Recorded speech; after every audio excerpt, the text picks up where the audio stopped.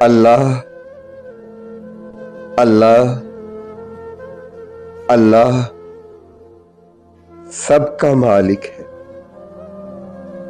بنانے والا وہی، مٹانے والا وہی، جسے چاہے دے، جسے چاہے نہ دے۔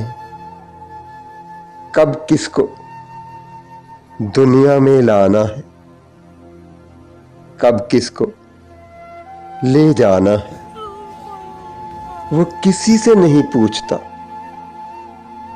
سب کچھ اسی کے اختیار میں ہے، اسی کی رضا میں ہے۔ بس وہ جانے یا اس کا محبوب جانے۔